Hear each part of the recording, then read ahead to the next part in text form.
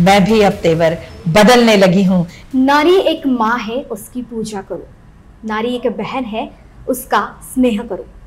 नारी एक भाभी है, उसका आदर करो। नारी एक पत्नी है, उससे प्रेम करो। नारी एक औरत है, उसका सम्मान करो।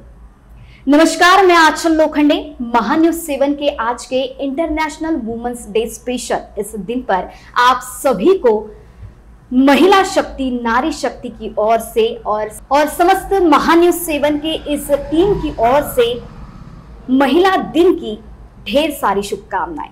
और आज के इस स्पेशल डे पर हमारे साथ है सदस्य महाराष्ट्र राज्य महिला आयोग आभा बिज्जू पांडे जी। नमस्ते मैम। हमारा महान्यूज 7 के इस शो में आपका बहुत बहुत स्वागत है। बहुत बहुत। और आपको हमारी पूरी टीम की ओर से इंटरनेशनल वुमेन डे की बहुत बहुत शुभकामनाएं। Thank you ma'am. आपसे पहला सवाल यही रहेगा, एक नारी, एक स्त्री, एक औरत, इसकी परिभाषा आप क्या करेगी? देखिए कि एक महिला स्वयं में एक ऊर्जा की स्तोत्र है और अपने अस्तित्व को निर्माण करते हुए जब वो चलती है तो विश्व में ऐसा कोई स्थान नहीं जहां तक महिलाएं नहीं पहुंची हैं। तो मैं समझती हूँ कि अपने आप में ये एक बहुत बड़ी परिभाषा है और ये उसकी व्याख्या है कि महिलाओं ने एक भी क्षेत्र को अछूता नहीं छोड़ा है। आज 2024 की अंतर्राष्ट्रीय महिला दिन के उपलक्ष्य में आप महिला को, भारतीय महिला को कहाँ देखते हैं? मैं भारतीय महिलाओं को एक ऊंचे पड़ाव पर देखती हूँ। हर वो क्षेत्र जहां पर महिलाओं ने एक अपना कदम आगे बढ़ा के अपनी पहचान बनाई, उस स्तर तक पहुंची, उस बात का मुझे गर्व है, अभिमान है। लेकिन दूसरी ओर जिन महिलाओं पर अत्याचार होते हैं, जिन महिलाओं का लैंगिक शोषण होता है, जिन महिलाओं पर कौटुंबिक हिंसाचार होता है, जिन महिलाओं का लिंग परीक्षण करके गर्भपात कराया जाता है, जिन बच्चियों का बाल विवाह कराया जाता है, उनके मामले में मैं बहुत दुखी भी हूं और गंभीर भी हूं। किस तरह से प्रयास करने पड़ेंगे सरकार को, प्रशासन को, खुद समाज को और खुद हम नारियों को किस प्रकार से प्रयास करने होंगे? इन सभी जो नारी शक्ति के खिलाफ जो उठती आवाजें हैं, उनको कैसे दबाना चाहिए? नहीं, देखिए, सबसे बड़ी बात तो ये है कि शासन, प्रशासन अपनी अपनी तरह से काम करता है। कई कानून कायदे ऐसे हैं जो महिलाओं के हक में बने हुए हैं, लेकिन जब इसका इम्प्लीमेंटेशन होता है तब कहीं ना कहीं हम देखते हैं कि कानून के दायरे में हम चाहते हैं कि अगले व्यक्ति को, उस पीड़िता को न्याय दें और अगले को हम उसकी सजा दें।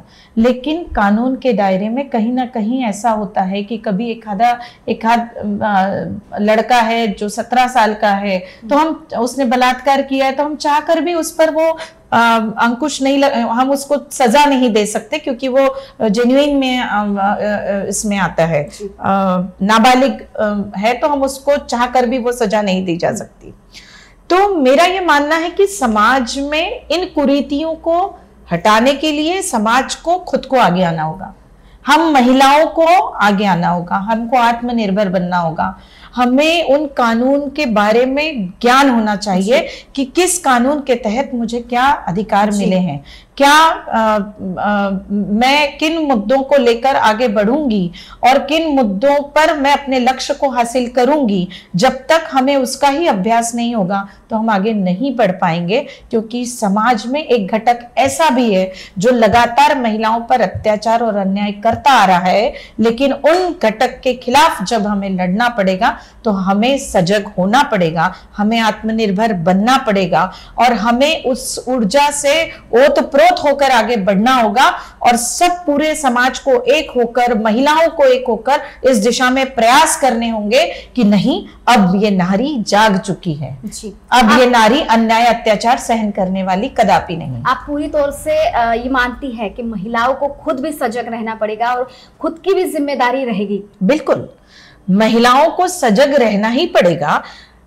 डॉक्टर बाबा साहेब आम्बेडकर जी ने संविधान में जो अधिकार और जो कानून हम महिलाओं के अधिकार में बनाए, महिलाओं के हक के लिए बनाए, हमें उसका भी ज्ञान होना अति आवश्यक है, उसकी पढ़ाई हमारी होना अति आवश्यक है। तब तो हम अपने अधिकारों के लिए सजग हो पाएंगे। और जब हमारे अधिकार और हक हमें पता चलेंगे, हमारे कानून महिलाओं के लिए बनाए हुए पता चलेंगे, तब तो हम आगे इन कुरीतियों से लड़ पाएंगे, ऐसा मेरा मानना है। आप अभी इस तौर पर, इस लेवल पर काम कर रही हैं। जब से आपकी शुरुआत हुई है इस क्षेत्र में, समाज सेवा के भी क्षेत्र में, कैसे आपने शुरुआत की, किस तरह से आगे बढ़ी?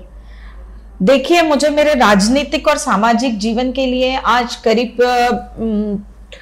22 वर्ष हो गए हैं। 22 वर्ष पहले जब मैंने राजनीति में कदम रखा था तो मुझे राजनीति के विषय में उतना नहीं पता था, लेकिन हाँ, मैं एक ऐसे राजनीतिक घराने से आई थी जहां मेरे दादा 20 साल एमएलए रह चुके थे तिरोड़ा विधानसभा क्षेत्र से। और ऐसे घर में मेरा ब्याह हुआ था जहां पूरा सामाजिक और राजनीतिक वातावरण था। मेरे पतिदेव की मेहनत थी समाज में और एक पोजीशन पर वो थे कि अब वो आगे बढ़ेंगे। लेकिन 2002 में जब उन्होंने नागपुर महानगर पालिका के चुनाव की तैयारी की, तब हमारा क्षेत्र ये महिला के लिए आरक्षित हो गया। और फिर ये निर्णय हुआ सब लोगों में, हमारे शुभचिंतकों में, हमारे परिवार में, कि अब किसी बाहर की महिला को लड़ाने से अच्छा अपन बिज्जू जी की पत्नी के रूप में आभा को लड़ाया जाए। तो डॉक्टर श्रीकांत जिचकार, जिन्हें देश में सबसे ज्यादा डिग्रियां थी, उनके साथ मेरे पतिदेव काम किया करते थे। तो बड़े नर्वस होकर वो उनके पास पहुंचे कि अब तो महिला आरक्षण में मेरी सीट चलेगी, मैं तो लड़ नहीं सकता। लेकिन दादा ने उन्हें कहा कि बिज्जू, अपन आभा को लड़ाएंगे और आभा सब कर सकती है। उन्होंने मुझे बचपन से देखा था, वे मेरे पिता के बहुत अच्छे मित्र थे और उन्होंने मुझ पर विश्वास व्यक्त किया। घर में वो माहौल बना कि हाँ, अब हम आभा को लड़ाने के लिए तैयार हैं। और बस वो मेरी पहली लड़ाई थी और ईश्वर की कृपा थी, जनता का बहुत आशीर्वाद और स्नेह था, क्योंकि एक प्लेटफॉर्म पति के द्वारा सामाजिक तौर पर बनाया हुआ था, लोगों के काम करके, लोगों के लिए मेहनत करके, लोगों पर हो रहे अन्याय के खिलाफ लड़के। तो एक माहौल जो तैयार था उसका मुझे बहुत बड़ा फायदा मिला। और मैं उस चुनाव में, मेरी ऐसी महिलाओं के साथ फाइट थी जिन महिलाओं के वोट बैंक थे समाज के, किसी के 8,000, किसी के 7,000, किसी के 6,000, ऐसे वोट बैंक वाली महिलाओं के साथ मेरी लड़ाई थी। और मेरे समाज के मात्र 2 या 4 घर। तो मैं समझती हूँ कि ये विचारों की लड़ाई थी और ये मेहनत की लड़ाई थी। तो लोगों ने उस मेहनत को आंका, मेरे परिश्रम को देखा, मेरे परिवार के मेहनत और लगन को देखा और मुझे हजारों मतों से मुझे विजय दिलाए। बस वहां से मेरे राजनीतिक जीवन की शुरुआत हुई। 2005 में 5 मार्च 2005 को मैं स्टैंडिंग कमेटी की चेयरमैन बनी नागपुर महानगर पालिका में और नागपुर सुधार प्रन्यास की ट्रस्टी बनी। और फिर वहां से मैंने कभी पीछे मुड़ के नहीं देखा, क्योंकि मैंने अपने सामाजिक जीवन में, राजनीतिक जीवन में एक ही प्रण रखा है कि मेरे दरवाजे पर आने वाले हर व्यक्ति के लिए अगर मुझे ईश्वर ने इस योग्य बनाया है तो मैं उसके लिए सार्थक प्रयत्न करूं और उसे हंसता हुआ मेरे कार्यालय से भेजूं। और उसी संकल्प को जीवित रखते हुए मैंने अपने सामाजिक जीवन में, राजनीतिक जीवन में वही काम किया है कि रोता हुआ व्यक्ति मेरे ऑफिस में जब आया है वो हंसता हुआ गया है। और इसी के लिए ईश्वर की कृपा रही और जनता का आशीर्वाद रहा कि लोगों को वो भरोसा रहा। मेरे 2 ऑफिस हैं, 2 जनसंपर्क कार्यालय हैं जहां पर इतनी बड़ी तादाद में लोग अपनी समस्याएं लेकर आते हैं, बहुत विश्वास के साथ आते हैं कि हम अगर अपनी समस्या बताएंगे तो आभा जी हमारी समस्याओं को जरूर हल करेंगी। और उनके इस विश्वास को पर खरा उतरने की कोशिश मैं पूरी करती हूँ। आप देखेंगे दोनों ऑफिसेज में जितनी एक एमएलए के ऑफिस में जितनी भीड़ नहीं रहती, उतनी भीड़ मेरे जैसी छोटी कार्यकर्ता के रूप में यहाँ पर रहती है। तो मैं इसे ईश्वर का आशीर्वाद समझती हूँ, जनता का प्यार समझती हूँ। और इसी चीज के लिए आभा पांडे प्रसिद्ध है। जी बिल्कुल। हर औरत के पीछे कहा जाता है किसी ना किसी पुरुष का हाथ होता है। अभी आपने बात की तो उससे साफ पता चल ही गया कि आपके पीछे आपके पतिदेव एक उम्दा तौर पर खड़े हैं। लेकिन मैं ये क्वेश्चन करना चाहूंगी कि इस आभा पांडे के पीछे महिला के रूप में कौन था? महिला के रूप में मेरी सासू माँ थी जिन्होंने घर का ध्यान रखा, मेरे बच्चों की परवरिश की, और घर से जो सपोर्ट एक महिला का किसी राजनीतिक महिला को मिलता है ना, उससे बड़ा सपोर्ट, उससे बड़ा सहयोग, उससे बड़ा सहकार्य दुनिया में कुछ नहीं हो सकता, ऐसा मेरा मानना है। पुरुष तो मेरे पति तो मेरे साथ एक हिम्मत और ताकत के साथ खड़े थे, लेकिन घर की जवाबदारियां मेरी सासू माँ ने और मेरी नंदों ने पूरा की। मेरा बेटा मात्र 1 माह का था जब मुझे लाल बत्ती मिली। स्टैंडिंग कमेटी की मैं चेयरमैन बनी तो मेरा बेटा 1 महीने का था, लेकिन मुझे कहीं ये पता नहीं चलने दिया उन लोगों ने, ये एहसास नहीं होने दिया। कभी मैं अपने कामों में रहती थी तो मेरे दिमाग में भी कभी कोई प्रश्न नहीं आता था कि बच्चा भूखा होगा, उसने खाया होगा कि नहीं। तो इस तरीके से एक महिला के रूप में मेरी सासू माँ ने सपोर्ट किया। और मैं समझती हूँ कि आज महिला दिन है, तो महिला दिन के दिन जो पुरुष अपनी पत्नी को इतना आगे लाते हैं, उनका सत्कार होना चाहिए। जी बिल्कुल, क्योंकि इतना भरोसा राजनीतिक जैसे क्षेत्र में अपनी पत्नी पर करना, ये बहुत बड़ी बात होती है। दिन भर मेरे पतिदेव को पता नहीं होता कि मैं कहाँ हूँ, कलेक्टर ऑफिस हूँ, कमिश्नर ऑफिस हूँ, मैं सीपी ऑफिस में हूँ। तो ये विश्वास राजनीति में अपने पत्नी पर, अपनी बहन पर, अपनी माँ पर, अपनी बेटी पर जो व्यक्ति करता है, उसका सत्कार समाज में होना चाहिए, ताकि उनसे उस उदाहरण का अनुसरण करके बाकी पुरुष भी कुछ सीख लें और अपनी पत्नी को, अपनी बहन को, अपनी बेटी को खुला छोड़े कि नहीं, अगर आपने उसको समाज सेवा में लाया है तो उसको काम करने दीजिए। लेकिन एक बात का दुख मुझे होता है कि 73 महिलाएं नागपुर महानगर पालिका में चुनकर आई थी, लेकिन उनमें से कितनी महिलाओं ने जनता में अपनी पैठ बनाई, कितनी महिलाओं ने फील्ड में जाके अपना काम किया, कितनी महिलाओं ने सदन में अपनी आवाज उठाई, जन समस्याओं के प्रति जागरूक होके। चंद 1, 2, 3, 4 महिलाओं के ऊपर मैंने कभी किसी को पाया नहीं। तो जब हम चुनाव लड़ते हैं, महिला आरक्षण में जब हमारी सीट जाती है, तो हम एक महिला कार्यकर्ता का हक छीनकर जब किसी पुरुष कार्यकर्ता की पत्नी, बहन या बेटी को वो टिकट दी जाती है, और बाद में वो महिला काम ना करते हुए उसका पति जब काम करता है, तो हम कहीं ना कहीं एक महिला, राजनीतिक महिला कार्यकर्ता की भी हम हत्या करते हैं राजनीतिक रूप से। इस बात को भी बड़े नेताओं ने, उन पुरुषों ने जो अपनी महिलाओं को राजनीति में लाते हैं, उसको ध्यान में रखना चाहिए, तभी चुनाव में उतारना चाहिए, नहीं तो इसके परिणाम जनता को भी भुगतने पड़ते हैं। बिल्कुल, जनता चाहती है कि उनका जो जनप्रतिनिधि है वो महिला के रूप में अगर है, तो वो बड़ी आशा भरी नजरों से आपको देखते हैं, बहुत आशा से आपको मतदान करते हैं, क्योंकि आप उनके काम आए। और पुरुषों से अधिक ज्यादा महिलाएं संवेदनशील होती हैं, अपने संवेदनशीलता का परिचय देती हैं, लेकिन कहीं ना कहीं वो पुरुष अपनी पत्नियों को, अपनी बहनों को, अपनी बेटियों को काम नहीं करने देते, रोड़ा बनते हैं। खुला छोड़ दीजिए उनको, आसमान में उड़ने दीजिए, तब आप उनकी ऊंचाई देखिए कि वो कहाँ पहुंच गई। बिल्कुल, सामाजिक तौर पर आपने शुरुआत की, और महिलाओं के लिए जब सामाजिक तौर पर कार्य करते हैं, और जब एक हमें सरकार की ओर से एक ओहदा मिल जाता है, महिला आयोग के रूप में आपने महिलाओं के लिए कार्य करना शुरू कर दिया। किस तरह से रहा आपका महिला आयोग सदस्य के पद पर अब तक का अनुभव? देखिए, 2 साल हो गए हैं। मैं आपको ये खुशी से बताना चाहूंगी कि आज तक महिला आयोग किसी को पता नहीं था, लेकिन महिला आयोग आपल्या दारी के इस माध्यम से हम लोग उन घरों तक हमने दस्तक दी है जिन घरों में महिलाओं पर अत्याचार किया जाता है, पीड़िता पर अत्याचार किया जाता है। हमने कई प्रकरणों में महिला आयोग के माध्यम से हमने सुमोटोज किए और उस महिला को न्याय देने के लिए हमने काम किया।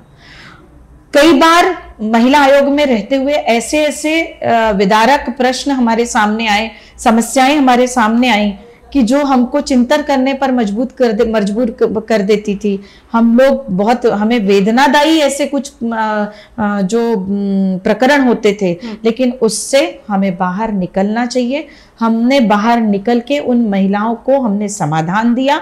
महिला आयोग के माध्यम से मैं आपको बताना चाहूंगी कि वर्किंग वुमन के लिए हमने ICC कमेटी, जिसे इंटरनल कंप्लेंट कमेटी कहा जाता है, तो जहां भी 10 के ऊपर जो आस्थापनाएं हैं, वहां पर महिलाओं पर अगर अत्याचार होते हैं तो आईसीसी कमेटी के माध्यम से उन पर अंकुश किया जाता है। ये आज तक किसी को नहीं पता था, लेकिन उन शासकीय कार्यालयों में, उन निम्न शासकीय कार्यालयों में, उन मॉल्स में, उन बड़े कार्यालयों में, बड़े कारखानों में दस्तक देकर हमने इसके लिए भी काम किया है।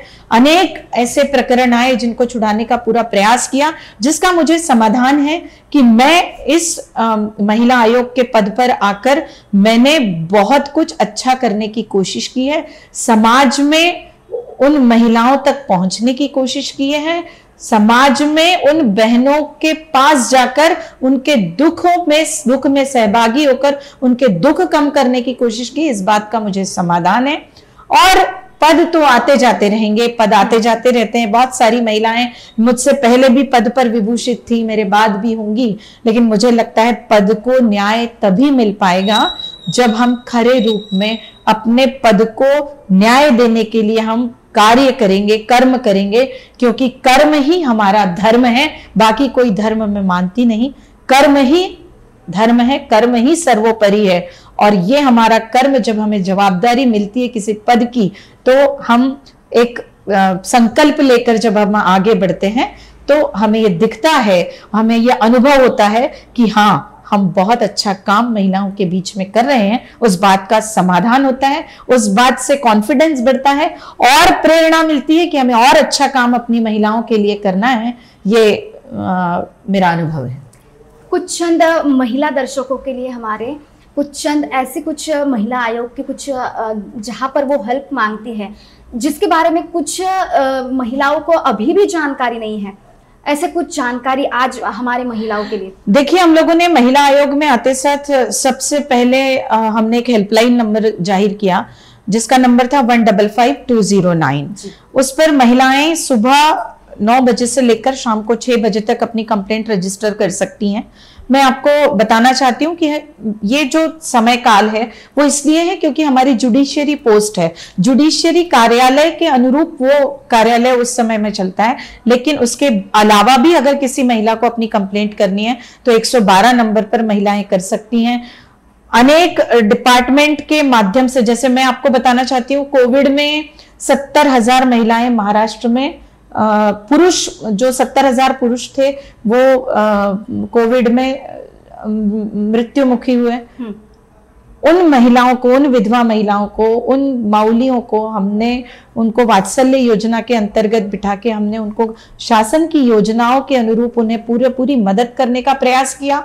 मैंने तो विदर्भ के जितने पूरे जिलों का जब दौरा किया, तो जब मैं आढावा बैठक लेती थी, रिव्यू मीटिंग लेती थी, तो कलेक्टर, एसपी के साथ किन किन महिलाओं पर किस तरह के अत्याचार हुए, कौन सी योजनाओं का लाभ आपने उन महिलाओं को नहीं दिया, उन महिलाओं के जो बच्चे हैं, क्योंकि अब उनके पिता नहीं है, उन पिता का साया उन बच्चों के ऊपर से उजड़ गया है, तो हम जैसे जो जनप्रतिनिधि हैं, हमारा ये कर्तव्य होना चाहिए कि हम उनके लिए आधार बनकर, हम उनके लिए एक छत बनकर अगर हम काम करते हैं तो उन्हें भी कहीं ना कहीं एक नई राह मिलती है। और उस राह पर चलने के का काम वो लोग अगर आगे करते हैं तो हमें साथ में दुआएं भी मिलती हैं।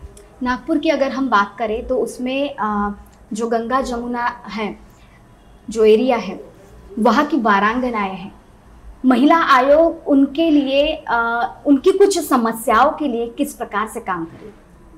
देखिए, शायद आपको पता होगा कि 2008 से मैंने इस मूवमेंट में सहभाग लिया था। मैं जिस क्षेत्र की पार्षद थी उस क्षेत्र में Ganga Jamuna red light area आता था जी। पहले ऐसा हुआ था 50 साल पहले कि वहां पर एक घर में सिर्फ नृत्य हुआ करते थे, बड़ी नृत्यांगनाएं वहां आती थी और लोग देखने के लिए जाते थे। धीरे धीरे वो जो नृत्य वाला जो भाग था वो धीरे धीरे व्यवसाय में परिवर्तित हुआ। एक घर में था, फिर चल के 2 घर, 3 घर, 4 घर, ऐसे कई घर उस बस्ती में बन गए। लेकिन वो रहिवासी इलाका था तो वहां के जो रहने वाले लोग थे उन पर उसका दुष्परिणाम पड़ने लगा, बुरा परिणाम पड़ने लगा, वहां की बच्चियों पर बुरा परिणाम पड़ने लगा। कई बार जो ग्राहक आते थे वो जो वहां रहने वाली बच्चियां उनसे पूछ बैठते थे कि तुम कितने रुपए लोगी। तो ये सारी चीजों का सामना, वहां जो महिलाएं अपने घर से नहीं निकल पाती थी, वहां की महिलाएं बाजार नहीं जा पाती थी, वहां की महिलाएं मंदिर में दर्शन को नहीं जा पाती थी। तो उनकी जो समस्याएं थी उस बस्ती के साथ मैंने उसको उठाया। मेरा कहना प्रशासन से ये था कि अगर वो महिलाएं हैं तो उन महिलाओं के लिए, वारांगनाओं के लिए शहर से बाहर सरकार एक ऐसा स्थान खोजे जहां पर बस्ती ना हो, रहवासी बस्ती में उसका इफेक्ट ना हो, और अगर उनको वहां व्यवसाय करना हो तो वो करें। और मेरा तो ये भी मानना था कि जब अमितेश कुमार जब यहाँ के सीपी थे, उनके साथ मिलकर बहुत अच्छा काम उन्होंने भी किया। हमने भी बस्ती के साथ, लोगों के साथ मिलकर वहाँ का जो रहवासी इलाका है वहां पर इस समस्या से निजात दिलाने के लिए बहुत कोशिशें की। हमने वहाँ की जो बहनें हैं, वारांगना बहनें, उन तक हमने शासन की योजनाओं को ले जाने का वुमेन WCD ऑफिसर के साथ कोशिश की, प्रशासकीय पूरे अधिकारियों के साथ कोशिश की, लेकिन उन मतलब दुख है इस बात का कि उन महिलाओं ने दूसरे व्यवसाय में आना नहीं चाहा। तो देखिए आखिर वो भी महिलाएं हैं, तो शासन की जो भी योजनाएं हैं उन तक पहुंचाने का हमेशा काम प्रशासन के माध्यम से किया है। आगे आने वाले समय में उन्हें भी अगर जरूरत होगी तो एक बहन के रूप में, एक महिला के रूप में मैं उनके भी प्रॉब्लम सॉल्व करने के लिए हमेशा खड़ी रहूंगी, और हमेशा रही हूं मैं। लेकिन रहवासी इलाके में जिन बहनों को तकलीफ है उसके लिए मैंने हमेशा आवाज उठाई है और आवाज उठाती रहूंगी। आभा पांडे जी की पर्सनल लाइफ किस प्रकार से है? मेरी पर्सनल लाइफ ऐसी है कि एक बहुत अच्छे पति हैं, निर्व्यसनी पति हैं, एक ऐसे पति हैं जिन्होंने अपनी पत्नी पर इतना विश्वास करके उसको इतना प्रखर बनाया, इतना मुखर बनाया, उसमें नेतृत्व क्षमता डाली, उसमें कर्तृत्व क्षमता डाली। और मुझे लगता है जो दातृत्व क्षमता होती है वो भी महिलाओं में होती है। उसके चलते जब समाज में मैं आगे बढ़ी तो परिवार भी कहीं ना कहीं अफेक्ट होता है। 2 बच्चे, मैंने अभी बताया, मेरी बेटी जब पहला चुनाव लड़ी तो 4 साल की थी। बेटा मेरा जब मैं स्टैंडिंग कमेटी की चेयरमैन बनी तो 1 माह का था। तो बच्चों ने भी बहुत सैक्रिफाइस किया है। कई बार उनकी इच्छा होती थी कि माँ चाहिए, लेकिन उन्हें माँ नहीं मिलती थी। इस बात का हमेशा मुझे दुख भी होता है कि मैं अपने बेटी से भी कहती हूँ, मैं अपने बेटे से भी कहती हूँ कि बेटा जब 10th था उनका, 12th था, जब माँ चाहिए थी तो कई बार मैं चाह कर भी नहीं रह सकती थी उनके साथ। कभी मुंबई, कभी दिल्ली, कभी सरकारी कामों से, कभी लोगों के कामों से बाहर जाना पड़ता था। तो एक जो मॉरल सपोर्ट, जो मेंटल सपोर्ट जो बच्चों को चाहिए वो नहीं मिलता था। तो उस बात का कहीं ना कहीं मुझे अभी भी गिल्टी फील होती है कि बच्चों को वो समय नहीं दे सके। लेकिन मेरे बच्चे हमेशा कहते हैं कि मम्मा आपने इतना नाम कमाया है, किसी और की माँ ने थोड़ी कमाया है, वो हमारे लिए बहुत बड़ी बात है। तो आप ये सब चीजें सोचा मत करिए। तो बहुत अच्छे बच्चे हैं। बच्ची मल्टीनेशनल कंपनी में पिछले 3 सालों से जॉब कर रही है पुणे में। बेटा मेरा अभी 90% लाया, उसने 12th CBSE में, अभी वो बिजनेस एनालिटिक्स में BBA कर रहा है लवासा क्राइस्ट यूनिवर्सिटी में। तो मुझे लगता है ईश्वर ने मुझे सब कुछ दिया, बहुत अच्छे पति, बहुत अच्छे बच्चे, बहुत अच्छा घर, और इतना अच्छा मित्र परिवार दिया, और इतनी अच्छी जनता दी कि उस जनता ने 2017 में एक इतिहास रचा। और वो इतिहास ऐसा था कि ना मेरे पास पार्टी थी, ना मेरे पास चिन्ह था, ना मेरे पास कोई नेता थे, लेकिन एकमात्र निर्दलीय नगर सेवक बनाने का इतिहास जो मेरी जनता ने रचा वो कोई नहीं रच सकता। इसलिए मैं हमेशा अपनी जनता को सर्वोपरि मानती हूँ। मैं उनके लिए 24 घंटे भी काम करूं तो कम है, और जनता ही मेरा परिवार है, मैं यही मानती हूँ। इसलिए सुबह 6 से लेकर रात तक मैंने कभी नहीं देखा कि अभी सुबह है, दिन है, रात है। रात में भी फोन आएंगे, मैं उनके लिए दौड़ के पुलिस स्टेशन जाती हूँ। तो ये सारी चीजें हैं। तो जनता ही मेरा परिवार है, ऐसा मेरा मानना है। और हमेशा जनता ने आशीर्वाद दिया है, यहाँ तक जनता लेकर आई है, तो आगे का सफर भी जनता के साथ बहुत अच्छा होगा, ये मुझे विश्वास है। बहुत कुछ करना होगा आगे आपको, बहुत कुछ सपने होंगे, उद्देश्य होंगे। महिलाओं के लिए ऐसा क्या करना चाहती है? क्या एक उद्देश्य रख के आगे का कुछ महिलाओं के लिए विशेष तौर पर क्या आपका सपना है? देखिए, महिलाएं जब तक आर्थिक रूप से सबल नहीं होंगी तब तक महिलाओं का विकास मुझे नहीं लगता जितने मायने में हम सोचते हैं उतने मायने में पूरा हो सकेगा। तो सबसे पहले शासन की योजनाओं के माध्यम से, बचत गट के माध्यम से मैंने बहुत सारी महिलाओं को गृह उद्योग में लगाया है। उनको गृह उद्योग करने के लिए प्रशासन के जिन भी अधिकारी की हमेशा ज़रूरत रही उनको मैंने वो करके दी है। अधिकारियों के साथ उनकी बैठक करा के जो उनके लिए कर सकते हैं वो किया। उनको स्वयं रोजगार से लगाया, उन्हें अपने पैरों पर खड़ा कराया और वो सजग महिलाएं अब अनेक लोगों के लिए उदाहरण बन रही हैं। एमएसएमई के माध्यम से बहुत सारी बहनों को मैंने मदद कराई है, उनको उनके पैरों पर खड़ा कराया है। तो उनका अनुसरण करके और भी महिलाएं उस क्षेत्र में जा रही हैं। इस बात का समाधान है। आगे आने वाले समय में और भी अच्छी योजनाएं, देखिए अभी अदिति ताई तटकरे जो महिला बाल कल्याण मंत्री हैं, उन्होंने कल ही चौथे महिला धोरण की घोषणा की। चौथे महिला नीति में 8 सूत्र उन्होंने लिए हैं, जिन सारे सूत्रों पर काम उन्हें भी करना है, प्रशासन के माध्यम से हमें भी करना है। तो आगे आने वाले समय में मैंने भी एक अपनी नीति बनाई है कि उस सरकारी नीतियों के तहत हम अपनी महिलाओं के साथ ज्यादा से ज्यादा काम करके उनके हाथों को काम दें, उनको उनके पैरों पर खड़ा करें। ये मेरा मानस है। और अगर महिलाएं आर्थिक दृष्टिकोण से अगर सबल होंगी तो मुझे नहीं लगता उन्हें कभी किसी चीज की आवश्यकता होगी। ये हो गया महिलाओं के लिए। आपको पर्सनल लेवल पर आपको कहा क्या आपका उद्देश्य रहेगा? पर्सनल लेवल पे मेरा ये उद्देश्य है कि मैं समाज की उस अंतिम व्यक्ति तक पहुंचूं, उस महिला तक पहुंचूं जिसे सच में जरूरत है, जिसे पता नहीं कि अगर वो किस मुसीबत में है तो उसे कहाँ जाना पड़ेगा। उसे मुझे ये बताने के लिए उसके घर तक पहुंचना पड़ेगा कि तुम्हारे साथ हम जैसी महिलाएं, हम जैसी जनप्रतिनिधि आज हैं। तुम्हारे कंधे से कंधा मिलाकर तुम्हारी सारी समस्याओं को सुलझाने के लिए हम जैसे लोग हैं, उन तक पहुंचना पड़ेगा। ये मेरा मुख्य उद्देश्य है और मैं वो करती हूँ। मैं स्लम में, मेरा काफी काम है मेरे एरिया में। स्लम्स में आप जाइए, आपको महिलाएं बताएंगी कि मैंने क्या काम किया है।